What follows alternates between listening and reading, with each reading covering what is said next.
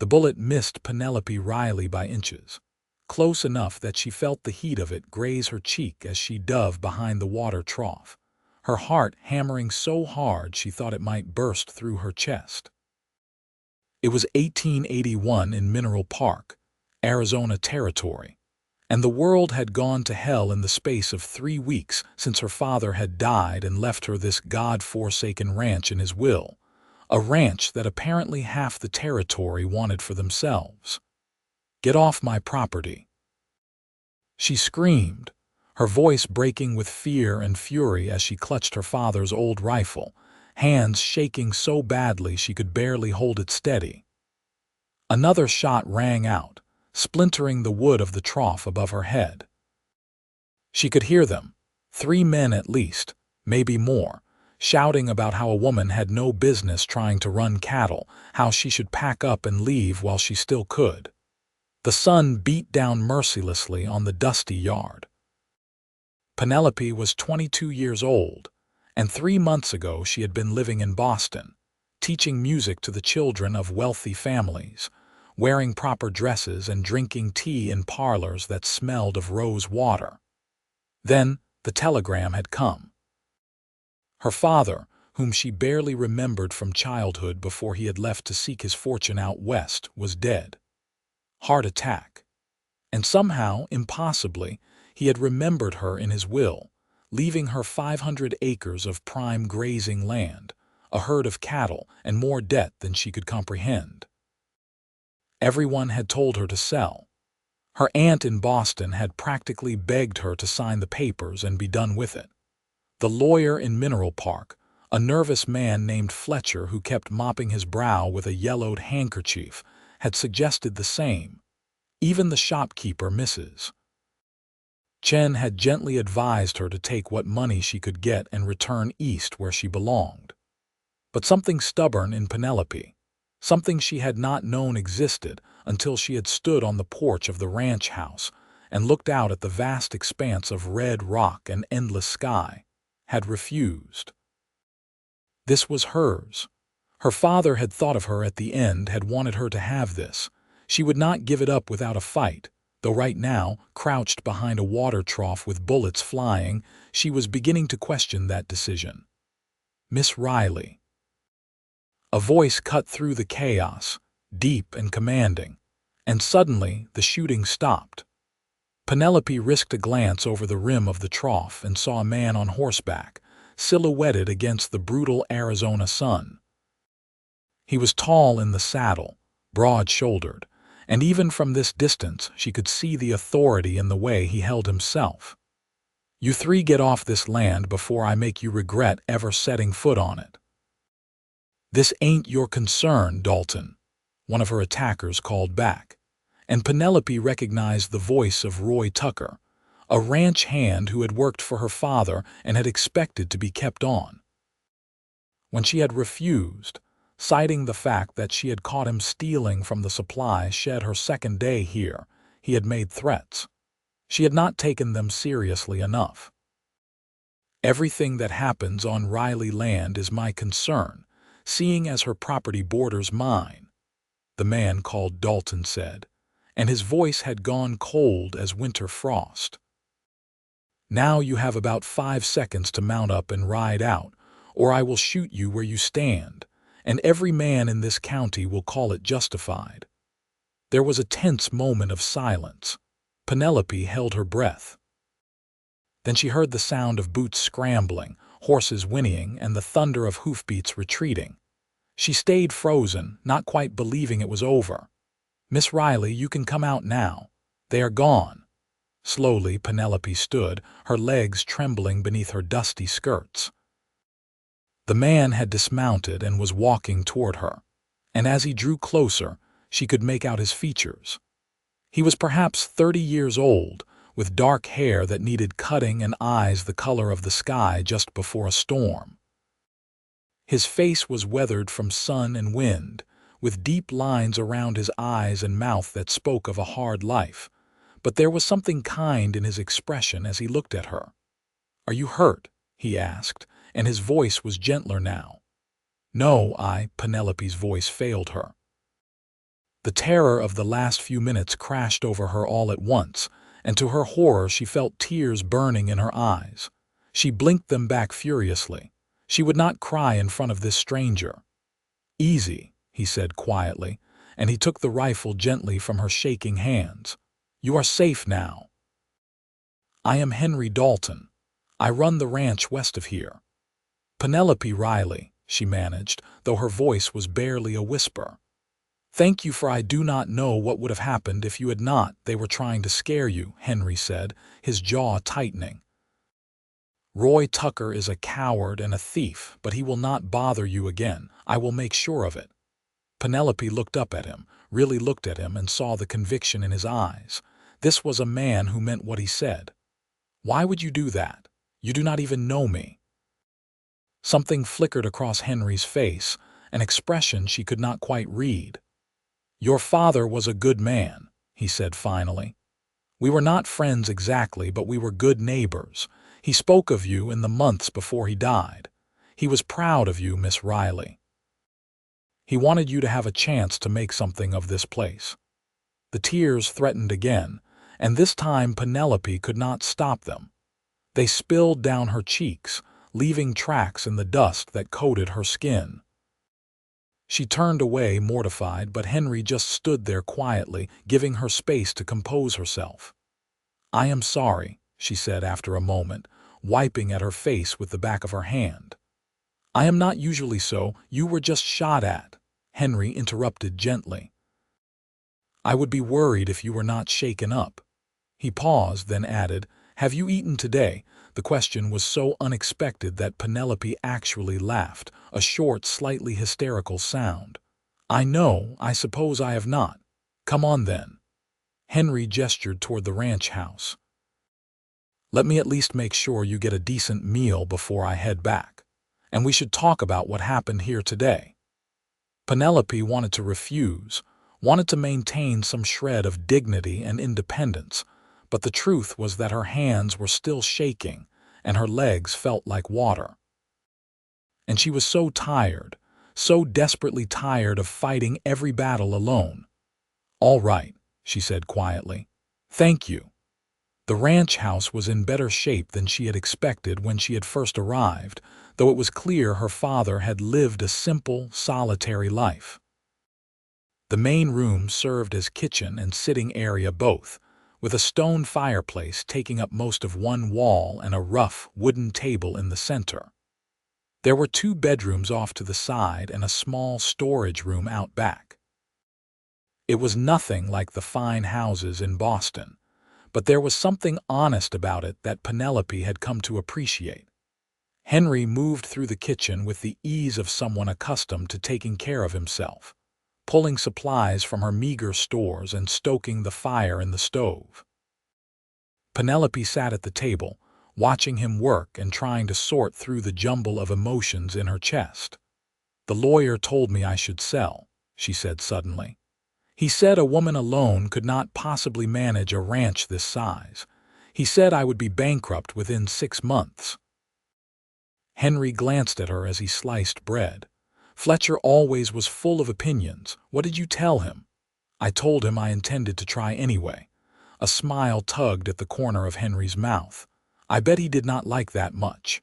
"He told me I was being foolish and unrealistic," Penelope said. She watched Henry's hands as he worked, noting the calluses and scars that marked them. These were hands that knew hard labor. "My aunt in Boston said the same thing. She said I should come home, that this wild country was no place for a refined woman." "And yet here you are," Henry observed. He set a plate in front of her with bread, cheese, and some cold beef from the icebox. It was simple fare, but Penelope's stomach growled at the sight of it. "Here I am," she echoed, "being shot at by men who think they have more right to this place than I do." Henry was quiet for a moment as he prepared his own plate and sat down across from her. "I will be honest with you, Miss Riley. They are not entirely wrong about the challenges you face. Running a ranch is brutal work, even for men who have been doing it their whole lives. The cattle need tending, the land needs managing, and you need hands you can trust. Not to mention the water rights issues in this territory, the risk of rustlers, the weather. He stopped himself. I am not trying to discourage you. I am just saying that if you are serious about making a go of this place, you need to understand what you are up against. Penelope took a bite of bread, chewing slowly as she considered his words. I know I have a great deal to learn, she said finally, but I am not afraid of hard work. And I am not going to give up just because people think I should. Something shifted in Henry's expression, a kind of respect dawning in his eyes. Your father said you were stubborn. I can see he was right about that. He barely knew me, Penelope said, and she could not quite keep the bitterness out of her voice. He left when I was 6 years old. I have more memories of his absence than his presence. I know. Henry's voice was quiet. He told me about that too. He said it was his greatest regret, leaving you and your mother behind. But he thought he was doing the right thing at the time, trying to build something out here that he could eventually bring you both to. By the time he had the ranch established, your mother had remarried, Penelope finished. To a banker in Boston, a good man, stable, the kind of man who would never abandon his family to chase dreams in the desert. She heard the edge in her voice and took a breath. I am sorry. I should not speak ill of him. He left me this place. That counts for something. It counts for a lot, Henry said. This land is valuable, Miss Riley. That is why men like Tucker want it. The water situation in this territory is only going to get more complicated as more people move in, and your father managed to secure rights to a good spring. Plus the grazing land is some of the best in the area. He met her eyes across the table. But you cannot run this place alone. You need help. I tried to hire hands, Penelope said. No one will work for a woman. They will if I vouch for you, Henry said. I know men who are looking for work, honest men. If I tell them you are a serious rancher who will pay fair wages, they will sign on. Penelope stared at him. Why would you do that for me? What do you want in return? Henry was silent for a long moment, studying her with those storm-colored eyes. Your father asked me to look out for you, he said finally. The last time I saw him, maybe 2 weeks before he died, he told me he had written to you, that he was hoping you would come out here. He asked me if anything happened to him, to make sure you had a chance to make this work if you wanted to. I gave him my word. You do not owe me anything, Penelope said. A promise to a dying man means everything to me, Henry interrupted, his voice firm. I do not break my word, Miss Riley. And beyond that, I meant what I said. Your father was a good neighbor. I would like to think you could be the same.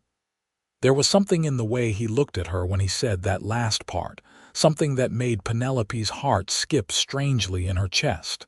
She looked away, flustered. I appreciate your help, Mr. Dalton, truly, but I cannot take charity.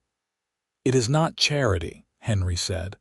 I will help you get set up with some reliable hands, teach you what you need to know about running cattle in this country.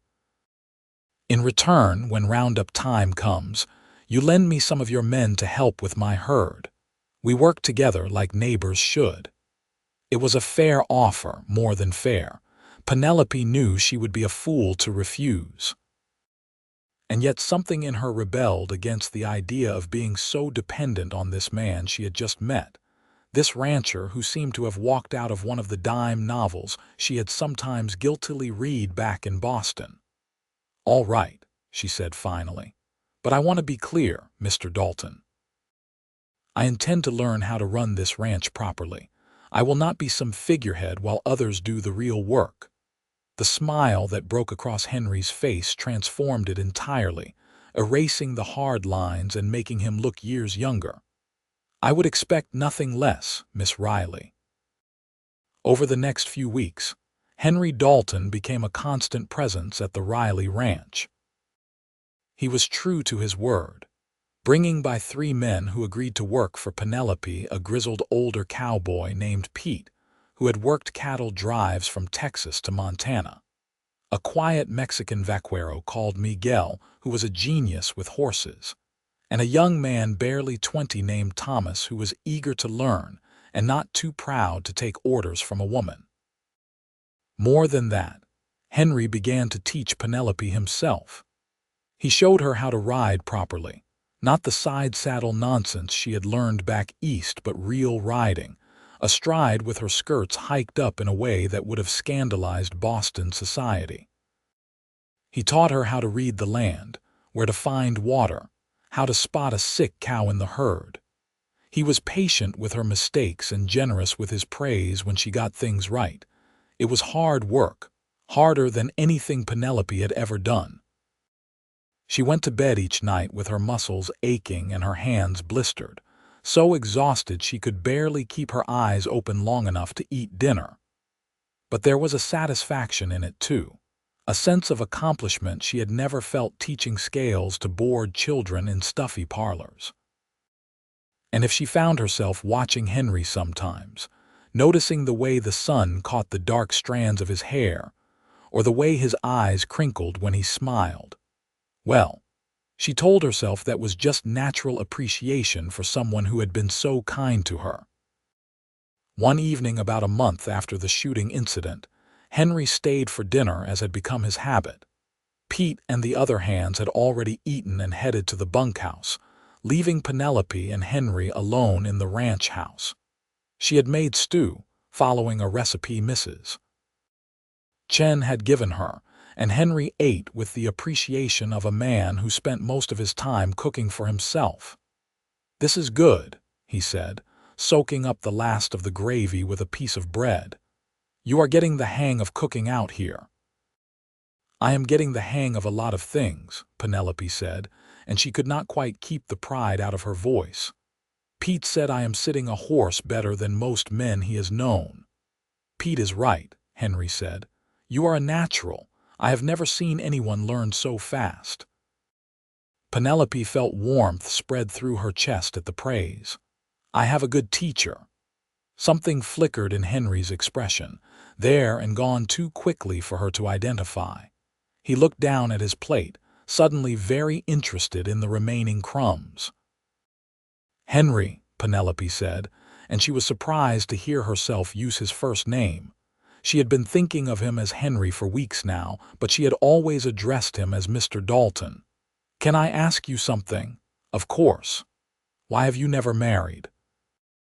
The question was too personal, too forward, and Penelope felt her cheeks heat as soon as it left her mouth. "I am sorry, that was inappropriate. You do not have to answer." But Henry did not look offended. If anything, he looked sad. "I was engaged once," he said quietly.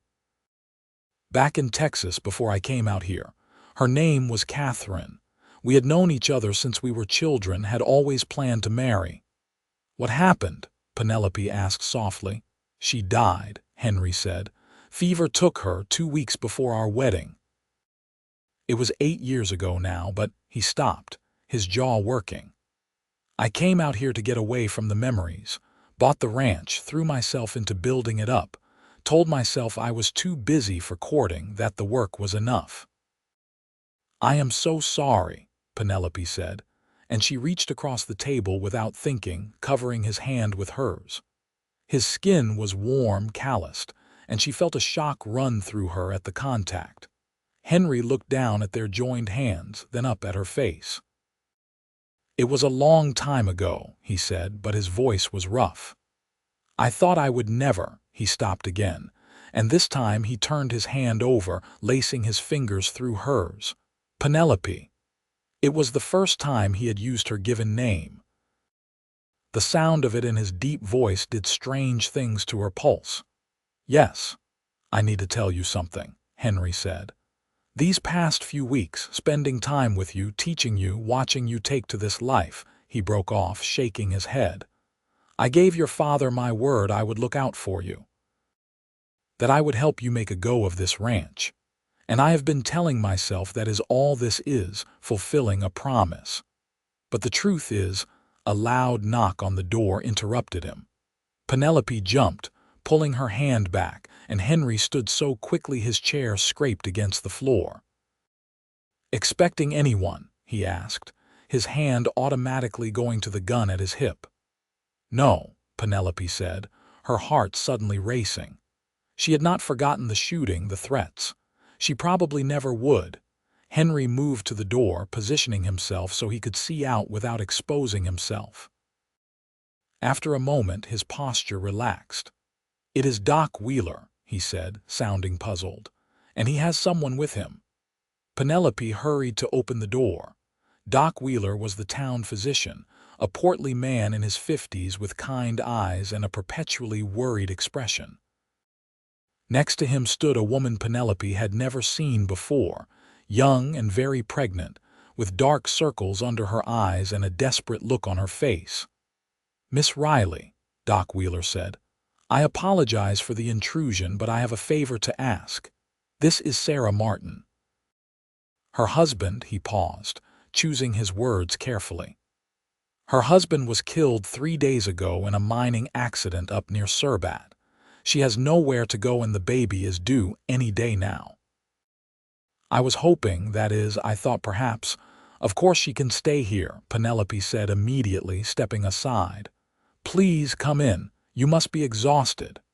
The relief on Sarah's face was heartbreaking. "Thank you," she whispered. "I do not have much money, but I can work. We will figure all that out later," Penelope said firmly. "Right now you need to rest. Henry, could you help Doc Wheeler get her settled in the spare room?" Over the next few days, Penelope learned Sarah's story in pieces. She was 19, had married her husband less than a year ago and followed him from Kansas with dreams of making their fortune in the silver mines. Instead, he had died in a cave-in, leaving her widowed and pregnant in a strange territory with almost no money and no family to help her. "Everyone told me to go back to Kansas," Sarah said one afternoon as she helped Penelope prepare vegetables for dinner. She moved slowly, one hand on her swollen belly, but she had insisted on making herself useful. "They said I was crazy to try to stay out here with a baby on the way and no husband. But I cannot go back. My family, they did not approve of Robert. They said I was ruining my life, running off with a dreamer. I cannot face them now, cannot hear them say they told me so." Penelope understood that better than Sarah could know. "You are welcome to stay here as long as you need to," she said. "When the baby comes, we will figure out what comes next.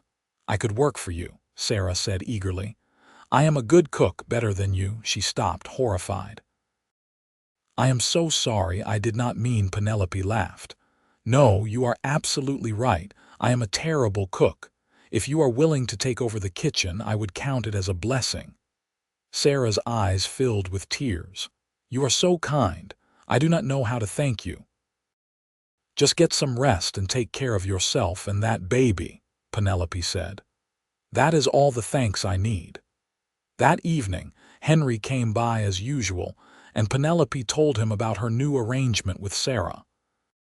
They were sitting on the porch watching the sun set over the desert, painting the sky in shades of orange and red and purple that still took Penelope's breath away.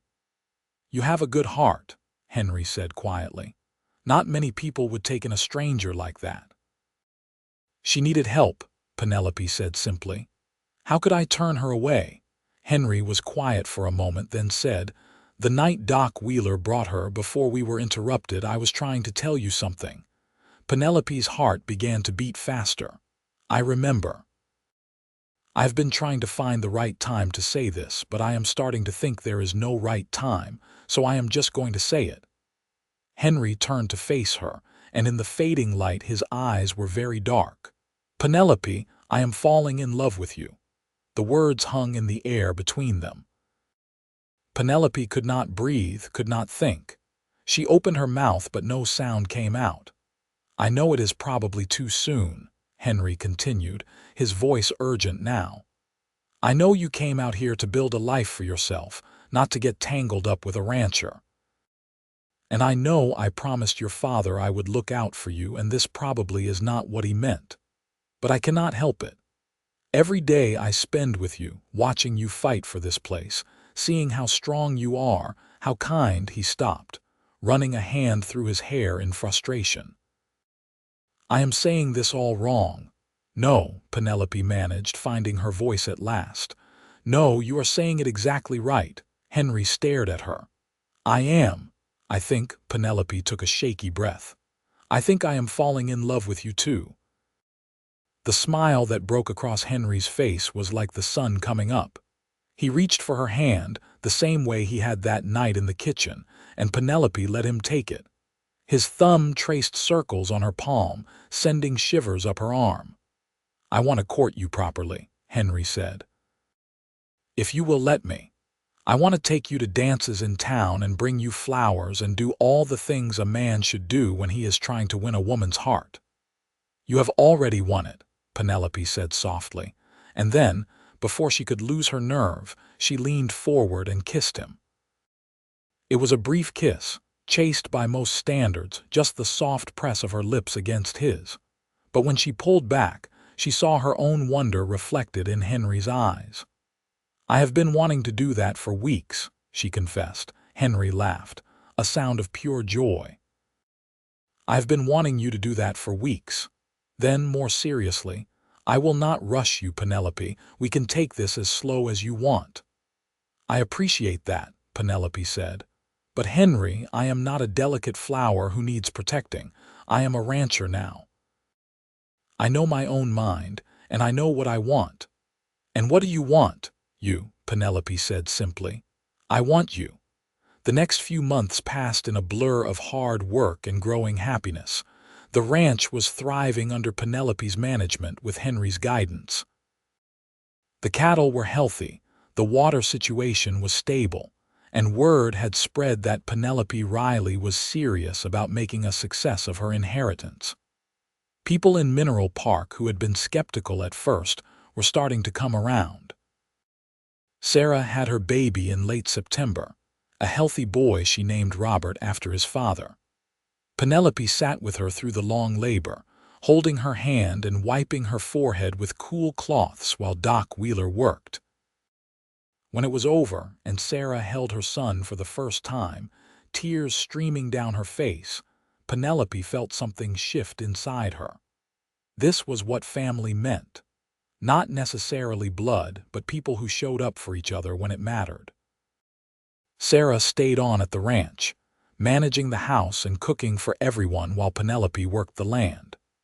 It was an arrangement that suited them both, and Penelope loved having another woman around, someone to talk to in the evenings and share the daily triumphs and frustrations with. And then there was Henry. He came by every day, sometimes just for an hour in the evening, sometimes spending the whole day helping with whatever needed doing. They rode together in the mornings before the heat became unbearable, exploring the boundaries of her property and the land beyond. He told her stories about his years in Texas, about his family who were all gone now, about the loneliness of the past 8 years. She told him about Boston, about teaching music to children who did not care about it, about the emptiness of her life there, and how she had not even realized how empty it was until she came here. They kissed often now, stolen moments on horseback or in the evening shadows, and each kiss felt like a promise. But true to his word, Henry never pushed for more. He seemed content to let their relationship unfold naturally, and Penelope loved him for it. In November, Henry asked her to marry him. They were up in the high pasture, checking on a section of fence that had been damaged in a recent storm.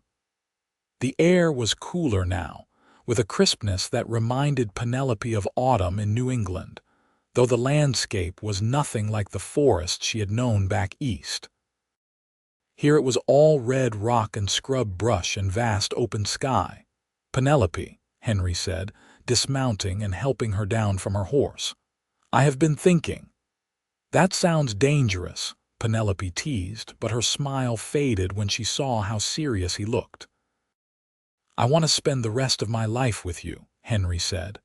I want to wake up next to you every morning and go to bed with you every night. I want to work this land with you, build something together.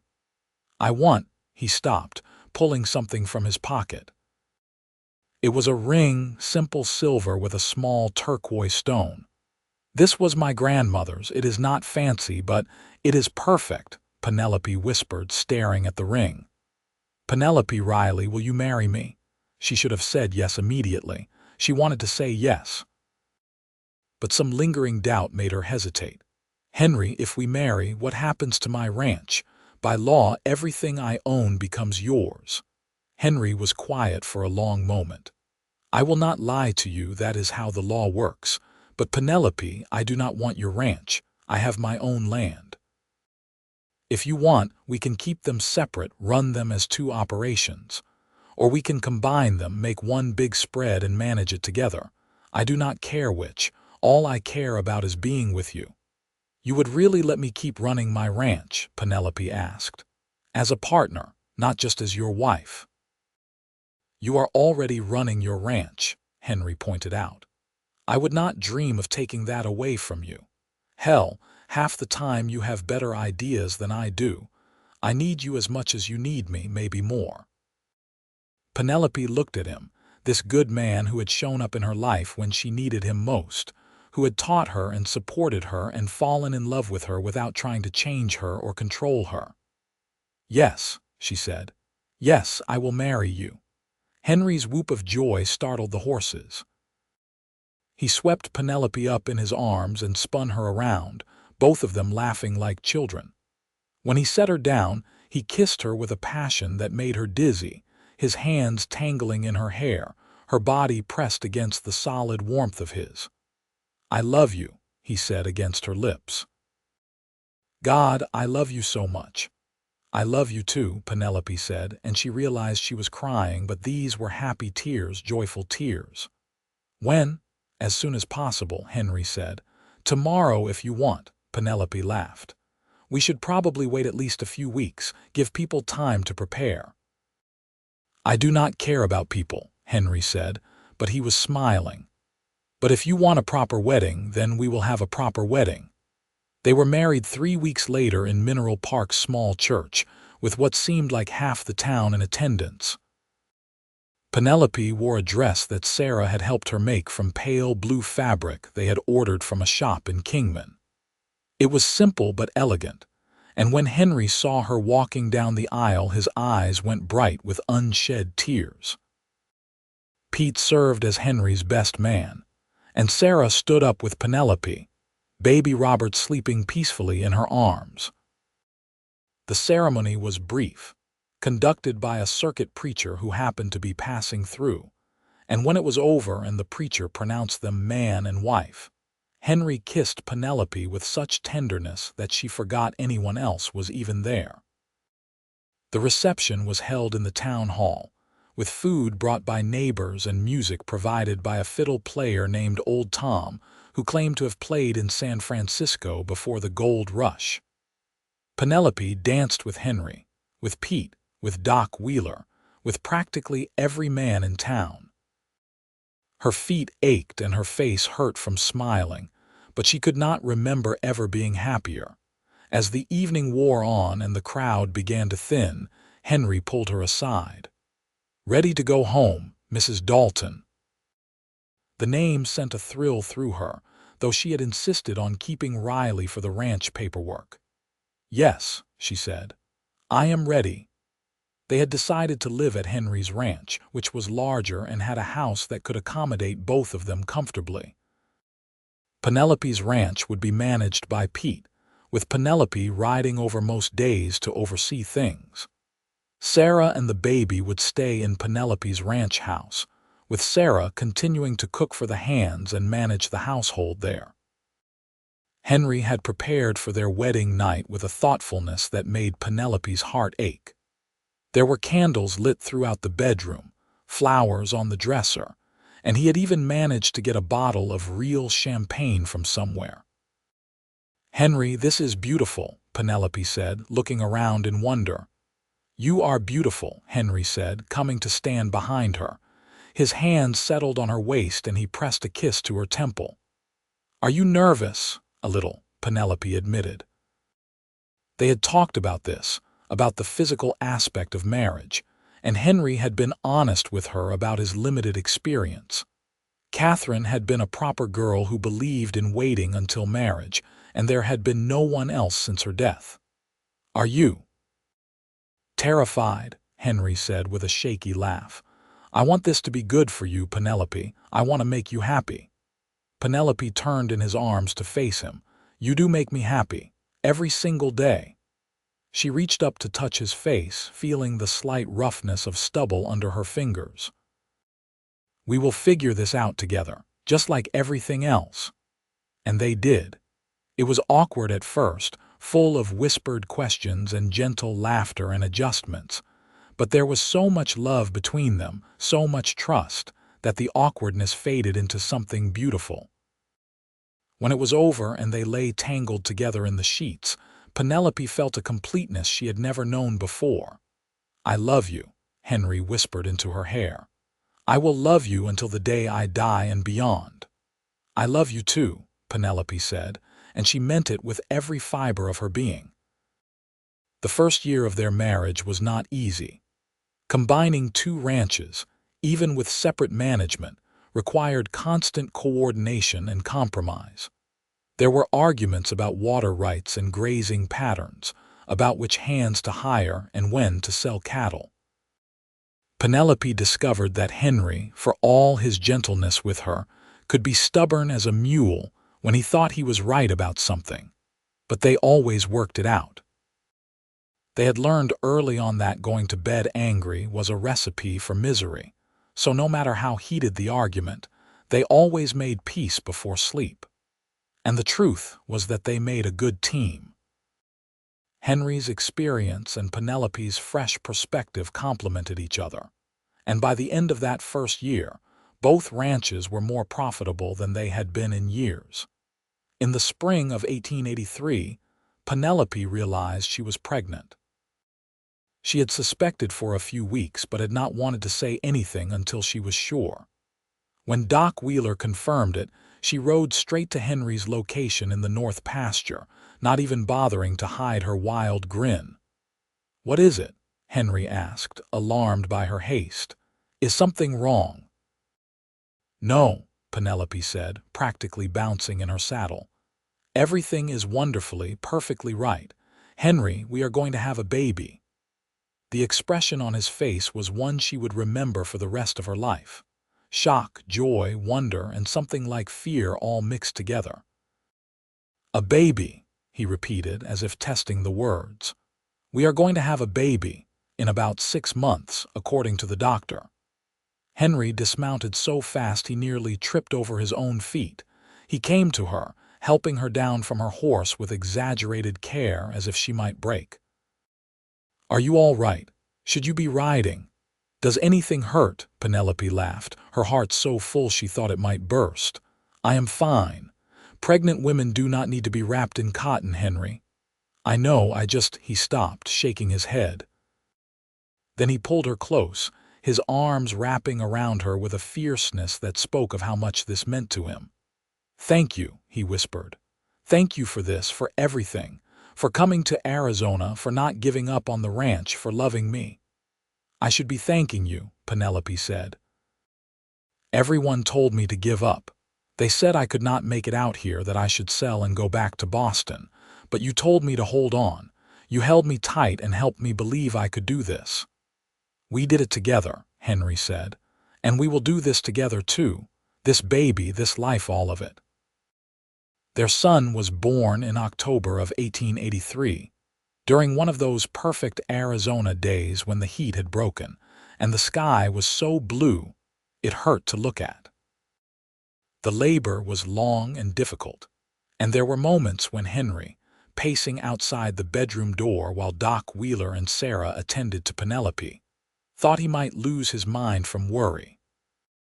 But Penelope was strong, stronger than anyone he had ever known, and when her cries finally gave way to the thin wail of a newborn, Henry burst into the room before anyone could stop him. "It is a boy," Sarah said, smiling through her own tears. A healthy baby boy. Penelope lay exhausted against the pillows, her hair damp with sweat and her face pale, but she had never looked more beautiful to Henry. In her arms was a tiny bundle, red-faced and squalling. "Come meet your son," Penelope said softly, and Henry approached on shaking legs. The baby was so small, with a shocking amount of dark hair and eyes that were unfocused, but already seemed to be looking around with interest. Henry reached out tentatively, and the baby's tiny hand wrapped around his finger, gripping with surprising strength. "Hello," Henry whispered, his voice cracking. "Hello, little one. I am your father." They named him James Robert Dalton, James for Henry's father and Robert for Penelope's. From the beginning, he was a happy baby, quick to smile and surprisingly calm. Penelope took to motherhood with the same determination she had brought to ranching, reading every book on child rearing she could get her hands on and consulting with Sarah, who had experience with her own son. Henry was besotted.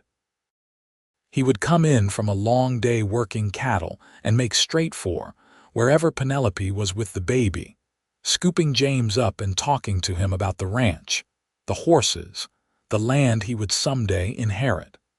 Penelope would watch them together and feel her heart swell with love for both of them.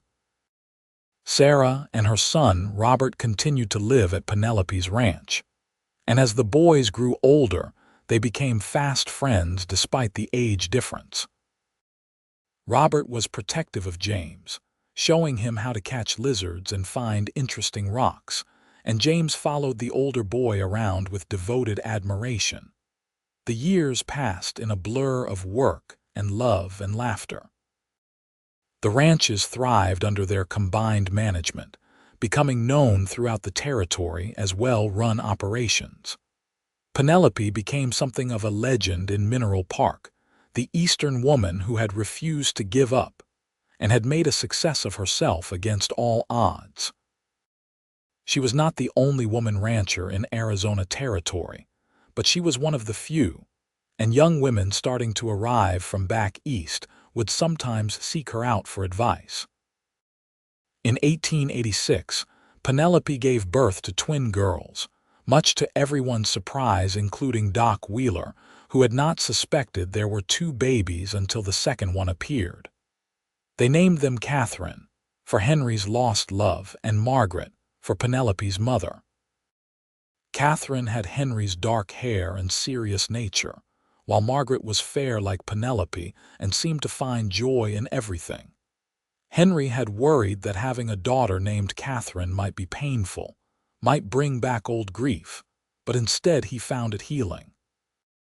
This Catherine would live, would grow up knowing she was loved, would have all the chances the first Catherine had been denied. With 3 children, the ranch house became a place of constant noise and activity. There were always boots to be cleaned, scraped knees to be bandaged, questions to be answered. Penelope had hired a young woman from town to help with the children and the household, giving her time to continue working the ranch, which she insisted on doing despite Henry's occasional protests that she had earned a rest. "This land is part of me now," she told him one evening as they sat on the porch watching their children play in the yard. James was 5 now, showing Robert how to lasso a fence post, while the twins toddled around chasing chickens and shrieking with laughter. "I could not give it up any more than I could give up breathing." "I would never ask you to," Henry said, pulling her close against his side. "Though I reserve the right to worry about you. You always worry about me," Penelope said fondly. "You worried when I was learning to ride, when I was pregnant with James, when we had that trouble with rustlers last year. You are a chronic worrier, Henry Dalton." "Can you blame me?" Henry asked. "You are the most precious thing in my life, you and these children." "The thought of anything happening to you, nothing is going to happen to me," Penelope said firmly. "I am tougher than I look." "I know you are," Henry said. That is what I love about you. Well, one of the things. There are so many things I love about you that I could not list them all if I tried. You could try, Penelope suggested with a smile, so Henry did.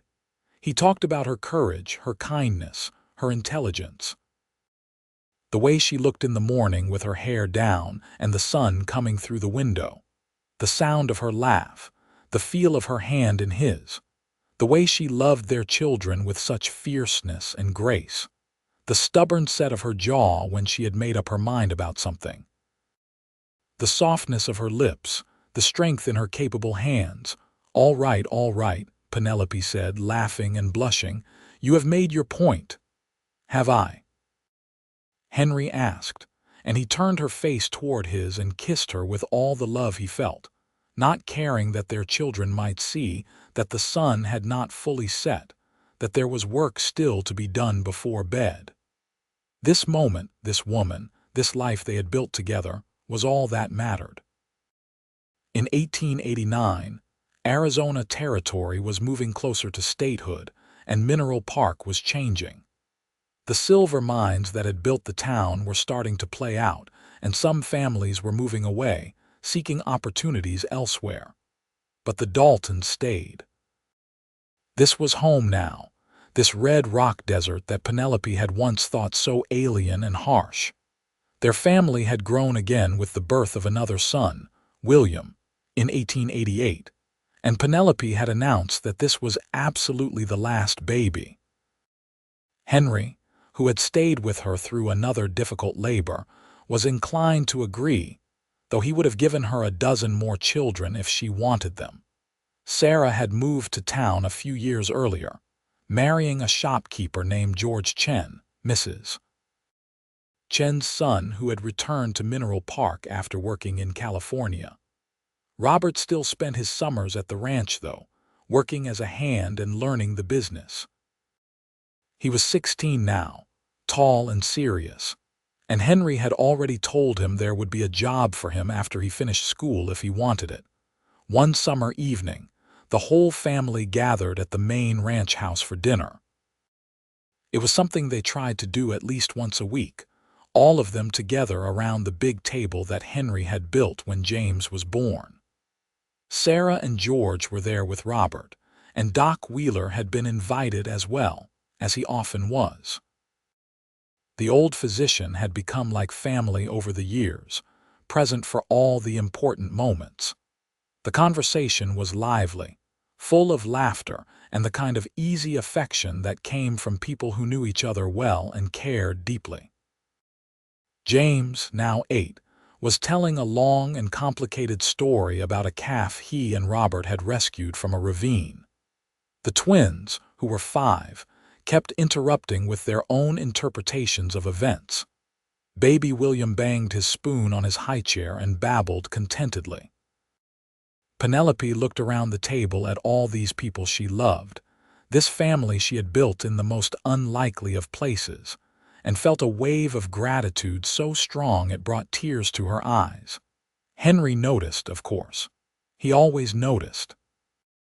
He reached over and took her hand under the table, squeezing gently in question. Penelope shook her head, smiling. "I am fine," she mouthed. "Just happy." Later, after everyone had gone home or to bed and it was just the two of them sitting on the porch in the cool night air, Henry asked her what she had been thinking at dinner. "I was thinking about how far I have come," Penelope said. 8 years ago I was in Boston, teaching music and thinking that was all my life would ever be. I had never even been on a horse. I had never seen a place like this. And then my father died and left me this impossible gift, and everyone told me I should give up. Sell the ranch, go back where I belonged. She paused, looking out at the dark shape of the mountains against the starry sky. But you told me to hold on. You held me tight and showed me I could build a life here. And now look at us. Look at what we have created together." Henry was quiet for a moment, his thumb tracing circles on her palm the way he had done that first night, all those years ago. "I think you would have made it even without me," he said finally. You are the strongest person I have ever known, Penelope. You did not need me to save you. You saved yourself. Maybe, Penelope allowed. But I would not have wanted to do it without you. You made everything better, Henry. You made everything possible. You are my partner, my love, my home. And you are mine, Henry said. He pulled her close, tucking her against his side the way he had done 1,000 times before, and Penelope rested her head on his shoulder, breathing in the familiar scent of him, leather and sage and the sun-baked earth they both loved so much. They sat in comfortable silence, watching the stars wheel overhead, listening to the night sounds of the desert they had made their own. Inside the house, their children slept safely. On the land around them, their cattle grazed peacefully. Everything they had worked for, everything they had fought to build and protect, stretched out in all directions. You ever regret it? Henry asked quietly. Giving up your old life, staying here when it would have been so much easier to leave. Penelope thought about Boston, about the person she had been there. That life seemed like a dream now, something that had happened to someone else. Not for a single moment, she said. This is where I belong, with you, with our children on this land. I would not change anything. Not even the parts where you were being shot at, Henry asked, a note of humor in his voice. Well, maybe I could have done without that, Penelope conceded with a laugh. But even that led to something good. It brought you to me. I would have found my way to you eventually, Henry said. I think I was meant to find you, Penelope. I think we were meant for each other. I think so too, Penelope said softly. The years continued to unfold in a pattern of seasons and growth. James grew into a capable young man who loved the ranch as much as his parents did. He had his mother's quick mind and his father's steady temperament, and by the time he was 14, he was doing the work of a full-grown hand. The twins developed distinct personalities as they grew, Catherine becoming an excellent horsewoman who could outride most of the ranch hands, while Margaret showed an unexpected talent for figures and insisted on helping with the ranch accounts. William, the baby, was still young but showed signs of inheriting his mother's stubborn determination. In 1893, Penelope received a letter from Boston. Her stepfather had died, and her mother wanted to know if Penelope would come back for the funeral. It was the first contact she had had with her mother in over a decade, their relationship having frayed to nothing over the years and distance. I should go, Penelope said to Henry, though the thought filled her with dread. She is still my mother. Then we will all go, Henry said firmly. I want to meet the woman who raised you, and the children should know their grandmother. So, in the autumn of 1893, the Dalton family made the long journey to Boston. It was strange for Penelope to see the city again through the eyes of someone who had lived in the wide open spaces of Arizona for so long. Everything seemed cramped and crowded, the buildings too tall, the streets too narrow. The air smelled wrong, full of coal smoke and garbage instead of sage and sun-warmed rock. Her mother was shocked by Penelope's appearance, by her sun-bronzed skin, and the calluses on her hands, by the way she moved with confidence and authority. But she was charmed by Henry, who was unfailingly polite, and she fell in love with her grandchildren on sight. You have done well for yourself, her mother admitted on the last day of their visit, as they sat in the formal parlor that Penelope had once known so well. I worried about you going off to that wild place. I thought you would end up hurt or worse, but I can see you are happy. I am, Penelope said, happier than I ever was here. Her mother looked sad at that, but she nodded. Your father, your real father, not the man I married, he always said you had too much spirit for Boston. I suppose he was right. He gave me a great gift, Penelope said. Even if he did not know me, even if he was not there when I was growing up, he gave me the chance to become who I was meant to be. They left Boston with promises to write more often, promises that Penelope actually intended to keep this time. On the train heading west, with her children exclaiming over the changing landscape and Henry sitting beside her reading a newspaper, Penelope felt the tension that had been knotted in her shoulders since they arrived in the city finally release. "Going home?" Henry asked, looking up from his paper. "Going home," Penelope confirmed, and the smile that spread across her face was pure joy. The ranch welcomed them back like an old friend. Pete, who was getting on in years now but still refused to retire, had kept everything running smoothly in their absence. The cattle were healthy, the hands had stayed out of trouble, and the fall roundup was ready to begin. Life settled back into its familiar rhythms. The good hard work of running the ranch, the pleasure of family dinners and quiet evenings on the porch, the satisfaction of watching their children grow and learn and become their own people. In 1896, when Arizona Territory was roiling with talk of statehood, and the country was changing faster than anyone could have predicted, Penelope Riley Dalton stood on the porch of her ranch house and looked out at the land she had fought so hard to keep, the life she had built against all odds and all advice. She was 40 years old now, and the years had left their mark. There were lines around her eyes from squinting into the sun, and her hands bore the scars and calluses of a working rancher. Her hair, which she kept long despite the impracticality of it, had threads of silver running through the auburn, but she was happy. Deeply, completely happy in a way she had never imagined possible in those early days when she had stood in the lawyer's office in Mineral Park, trying to decide whether to fight for her inheritance or take the easy way out and go back to Boston. Henry came out to join her, moving more slowly than he once had. He was 48 now, and the hard work of ranching had taken its toll on his body. But he was still strong, still steady, still the man who had shown up in her yard that day and scared off the men trying to drive her away. "What are you thinking about?" he asked, slipping an arm around her waist. "Everything," Penelope said. "All of it, the whole journey.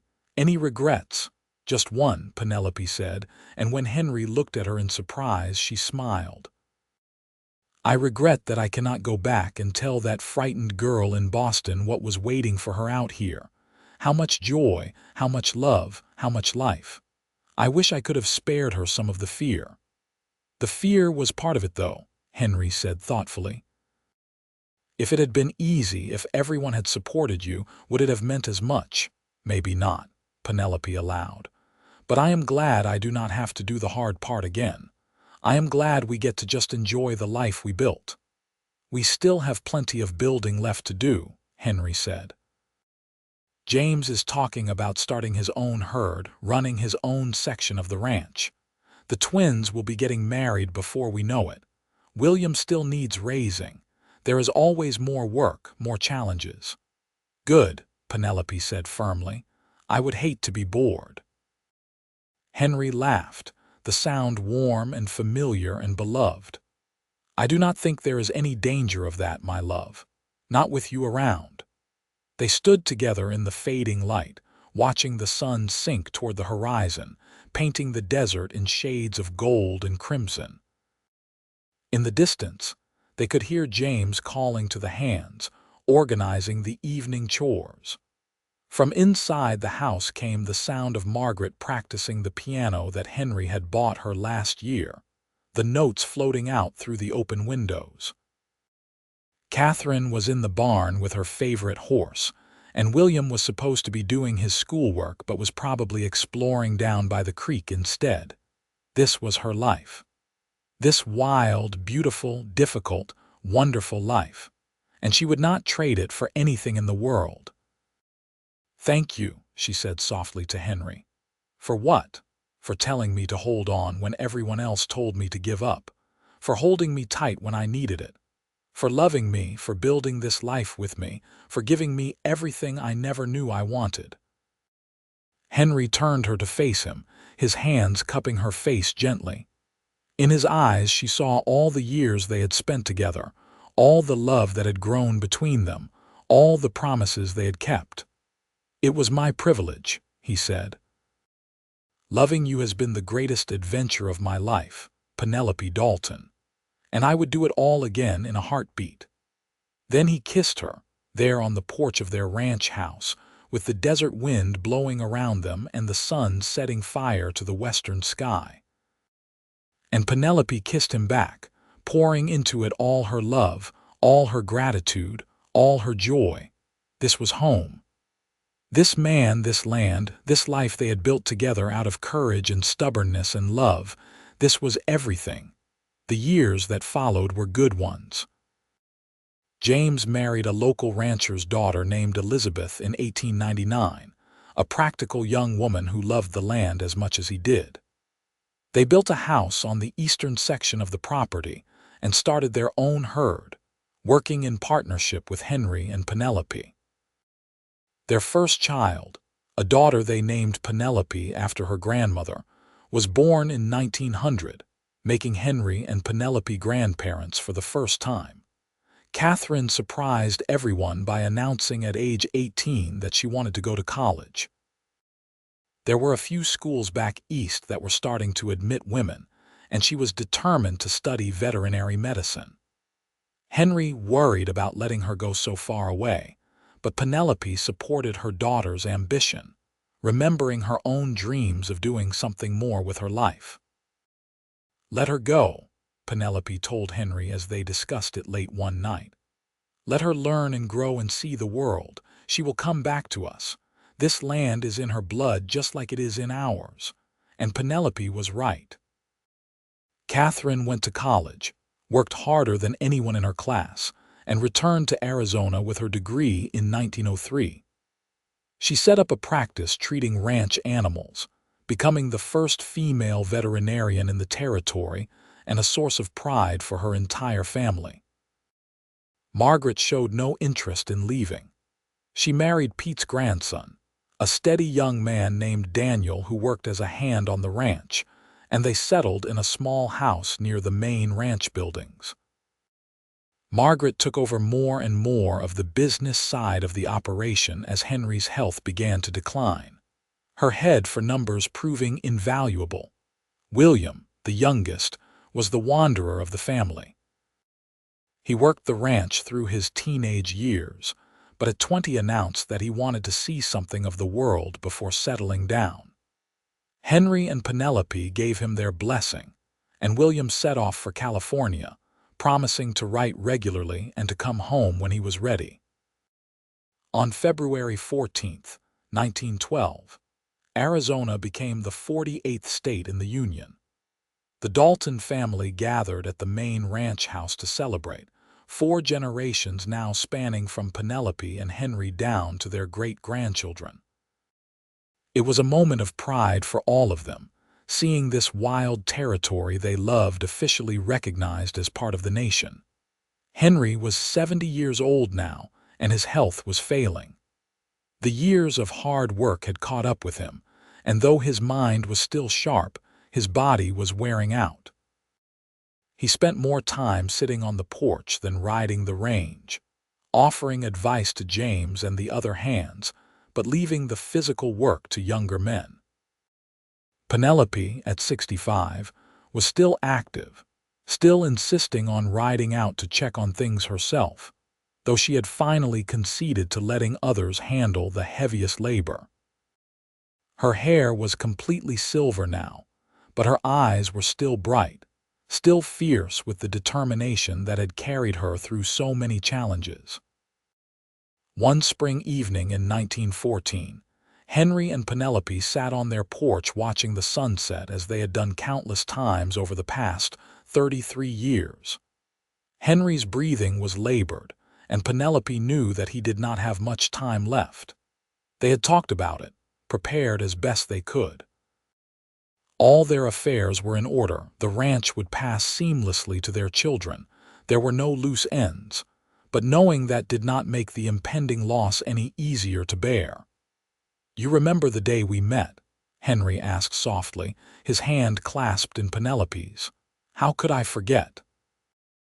Penelope said, smiling through her tears. "You rode up like some kind of hero from a story book and saved me from those men who were shooting at me." "You did not need saving," Henry said. "You were already the strongest person I had ever met. I just gave you a little help." "You gave me everything," Penelope said fiercely.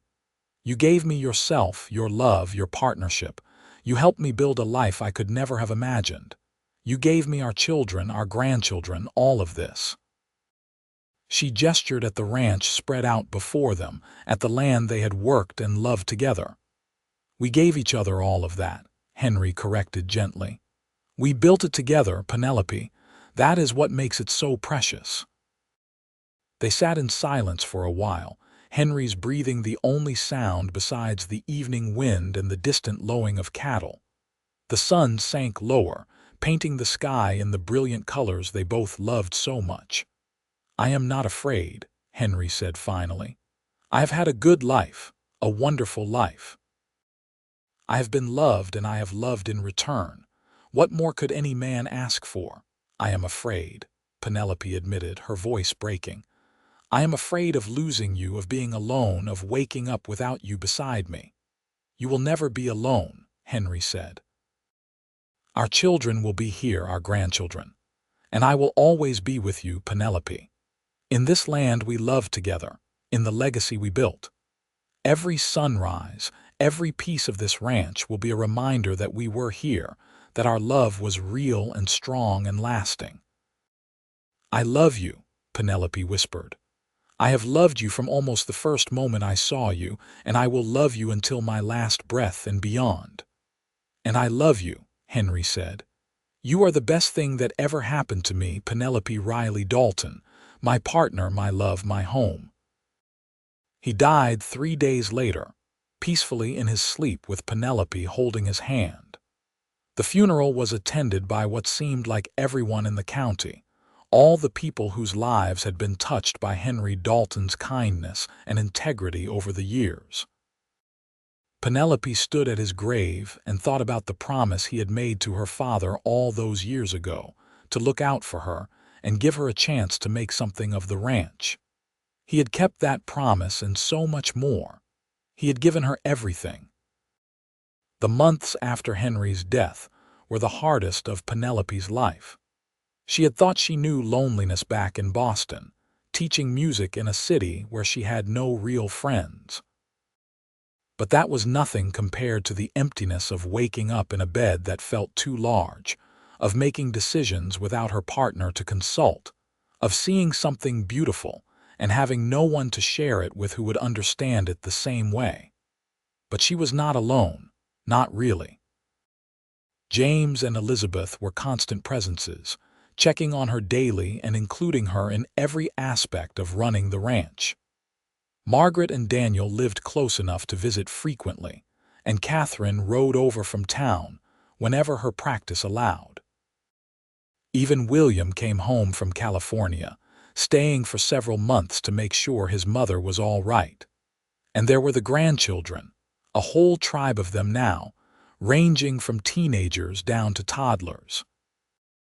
They filled the ranch house with noise and laughter, with questions and stories and the kind of joy that only children can bring. Penelope found healing in them, in watching them grow and learn, in passing on the stories of their grandfather and the early days of the ranch.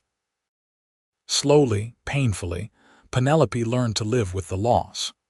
The grief never entirely left her, but it became something she could carry, something that coexisted with the joy she still found in her family and her land.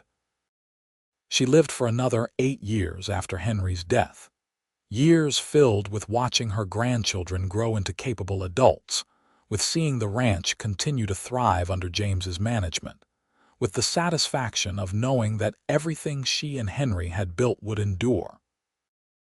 On a warm evening in May of 1922, Penelope Riley Dalton passed away peacefully in her sleep. She was 76 years old, and she had lived a full, rich life that had exceeded anything she could have imagined in her youth. They buried her next to Henry on a hill overlooking the ranch. Under the vast Arizona sky they had both loved so much. The whole family gathered for the funeral, children and grandchildren and great-grandchildren, all of them owing their existence to the courage of one young woman who had refused to give up when everyone told her she should. James stood at his mother's grave with his arm around Elizabeth. Their children and grandchildren gathered around them and thought about the legacy she had left. Not just the ranch, though that was considerable, but the example she had set, of strength and determination and love. Of holding on when it would have been easier to let go. Of building something lasting out of courage and partnership and sheer stubborn will. She would have been so proud, Elizabeth said softly, squeezing her husband's hand. She was already proud, James said. She told me so the last time we talked. She said we had honored what she and Dad built, that we had made it even better. That is all she ever wanted. As the sun set over the ranch that evening, painting the desert in shades of gold and crimson, just as it had done for countless evenings before, the Dalton family gathered at the main house. They told stories about Penelope and Henry, laughing and crying, remembering all the moments big and small that had made up two extraordinary lives. Young Penelope, James's eldest daughter, who was now a woman of 22 with children of her own, stood on the porch looking out at the land her grandmother had fought so hard to keep. She thought about the story she had heard so many times, of the girl from Boston who had come west with nothing but an inheritance and a stubborn heart, who had been told to give up but had held on instead. "Thank you, grandmother," she whispered to the wind, "for being brave enough to stay. For building all of this, for showing us what is possible when we refuse to give up." The wind carried her words across the desert, across the red rocks and scrub brush and the endless sky. And somewhere, in whatever place existed beyond this one, Penelope and Henry stood together, hands clasped, watching over the land and the family they had built together. Their story was over, but its echoes would go on, generation after generation, a testament to the power of love and courage and holding tight to what matters most. They had taken a ranch on the edge of nowhere and turned it into a legacy that would last for generations. They had loved deeply and built something lasting, and in the end, what more could anyone hope to achieve? The desert wind blew soft and warm over the graves on the hill, over the ranch spread out below, over the land that Penelope had once been told to leave but had claimed as her own instead. The stars came out one by one, the same stars that had watched over countless evenings on that porch, countless moments of love and partnership and quiet joy. And in the main house, the family gathered around the dinner table, carrying on the tradition that Penelope had started so many years ago. There was laughter and conversation, the sound of children playing, the warmth of people who loved each other gathered in one place. This was the legacy. This was what they had built together, Penelope and Henry, two people who had found each other in the most unlikely of circumstances and had created something beautiful out of courage and love. And it would endure long after they were gone, a living testament to the power of holding on when everyone else tells you to let go, of believing in yourself and in the person who stands beside you, of fighting for the life you want instead of settling for the life others think you should have. The story of Penelope Riley and Henry Dalton was complete, from that first moment when he had ridden into her yard and changed her life forever, through all the years of partnership and love and building something lasting, to the end when they had both lived long, full lives surrounded by the family and the legacy they had created together. They had been told to give up, but they had held on instead. And in holding on, they had found everything that mattered: